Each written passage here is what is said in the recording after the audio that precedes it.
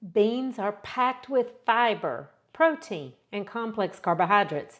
They help you feel full so they control your appetite and stabilize your blood sugar.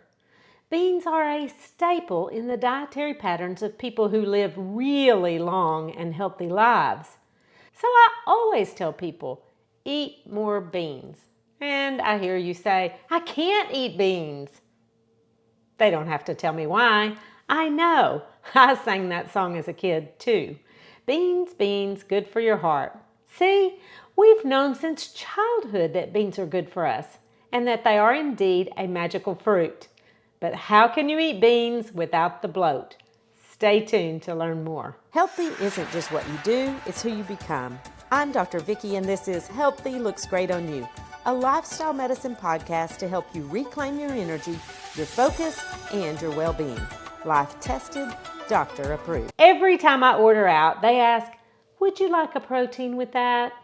Last week I ordered a dish with black beans, which have anthocyanins, which acts as an antioxidant. And there are 15 grams of protein in 1 cup of cooked black beans. I really try not to be snarky and say, I thought it had black beans on it. Isn't that protein? Because what we need is better quality protein and not more protein. But of course, the protein she was talking about was chicken or beef, with all that saturated fat and 0 fiber. Beans typically have 6 to 10 grams of fiber per serving. And fiber is the best way to control your appetite and protect your heart, brain, and bowels. The benefits of beans are bountiful, but not so easy for everyone. So first, let me convince you why it's worth the effort. You might be wondering, what's the difference between a bean and a legume? Well, in the simplest terms, a bean is the seed of a legume. In other words, the entire package, the pod and the seed, it's all a legume. But the bean is the little seed in the pod. So all beans are legumes, not all legumes are beans. And what really matters is the amount of nutrients that are packed inside. We're talking protein, vitamins, and minerals like iron, magnesium, and potassium, which are good for your blood pressure. Plus, they help your body absorb calcium and magnesium and support your immune system. They've got lots of insoluble and soluble fiber, which acts like a sponge in the gut to soak up sugar and cholesterol. But here's the deal. If you can't eat them, you won't get all those benefits.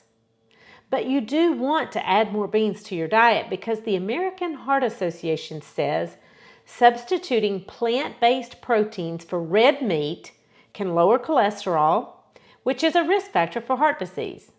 They say that eating legumes 4 times a week or more, compared to less than once a week, gives you a 22% lower risk of heart disease. And they say that research shows that legumes lower blood pressure, and even a single serving of beans every day can reduce your LDL cholesterol by 5%. And that's impressive. And there are lots of ways that you can manage the musical fruit's tune. Because that's a real thing. Let's go to mini medical school and learn why beans give you gas. As with so many things that are good for you, it's what's good for you that causes the problem. You see, beans are full of oligosaccharides. Those are fermentable fibers that your body can't digest. And that's how they can get through your stomach, which is full of acid, and down to the colon. The colon. That's the place where the bacteria in the gut microbiome ferment those fibers. And guess what happens when you ferment something? It produces gas.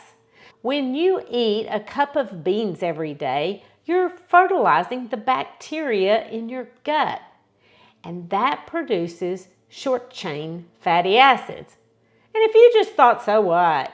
I have several episodes to assign to you so you can catch up. Short-chain fatty acids produced by a healthy gut microbiome reduce inflammation and help with weight management. Beans act as a prebiotic, keeping the gut microbiome flourishing. And that's crucial not only for physical health, but also mental health. Basically, Beans feed the good bacteria that live in your gut, like Faecalibacterium, Bifidobacterium, and Lactobacillus. I'll put a link in the show notes to the episode where I named them all like they were neighbors on the same street. But according to the Bean Institute, yeah, that's a real thing, gas is a signal that good things are happening in your body. I guess the deal is you don't want everyone in the room to know what's happening in your gut, even if it is good for you. The Bean Institute offers these words of reassurance. The next time you feel the rumbles, try to relax and remember, it happens to everyone. Nah, I don't think so.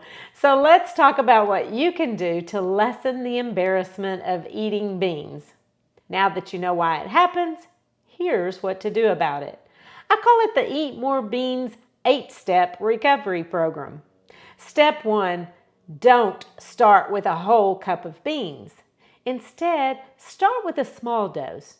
Maybe add 1 or 2 tablespoons to a smoothie every morning, and don't worry, you can't taste it. Or put them on top of your salad every day. And not only can you use small portions, but you can also start with small legumes, like lentils. Then slowly increase the dose, and I mean slowly. Give your gut microbiome a chance to adjust before you start putting a full portion on your plate.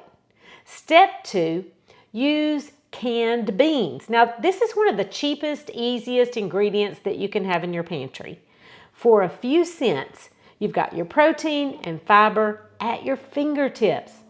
But here's the key: drain and rinse. Because draining and rinsing helps reduce some of the gas-causing compounds like aquafaba. Canned beans are one of the pantry staples I recommend to everyone. And if you want to grab a list of what I recommend keeping in your pantry so that you can make a quick, easy, healthy meal for your family, then go to my website, healthylooksgreatonyou.com, and grab your free pantry guide. Now, if you've got some more time, step 3 is you can cook dry beans. And that's an even more economical choice, but you have to plan ahead because you need to soak them overnight. And whether you eat them out of the can or you cook them yourself, cooking them thoroughly helps break down the lectins and reduces those oligosaccharides. And the closer they are to mush, the more the lectin and oligosaccharides are broken down, and that can help minimize gas and bloating. And cooking beans to oblivion is a really good way to make sauces and gravy using things like white beans. You can add a little nutritional yeast for a more nutty, cheesy flavor. Last week I made a veggie pot pie, and my husband said, "I hope you'll put gravy in it." So I mashed up some white beans, added a little veggie broth, some herbs, and he got his gravy. Step number 4. Now this one applies to everything you eat, but especially beans. Slow down. Don't be in such a rush. Chew them thoroughly before you let them slide down the pipes. Step 5 is throw in some herbs and spices. In particular, cumin, curry, fennel, and turmeric are helpful. Grated ginger is another option, but you could just have some ginger tea with your meal. Episode or asafoetida are used in some ethnic dishes, but they're not safe for everyone, like pregnant women or people trying to get pregnant, because it can stimulate the uterus. But while we're talking about fancy ways to prevent farting, try dried kombu kelp. You might be more familiar with the term dashi, which is a Japanese soup stock. And it gives food that umami flavor, and it also has fiber, calcium, and iodine. It's not on my pantry list, but I might give it a try. Step 6 is drink lots of water, but not the fizzy water, because what fizzes at the top may gurgle out at the bottom. But the more beans you eat, the more water you need to drink. And step number 7 is eat more beans. What?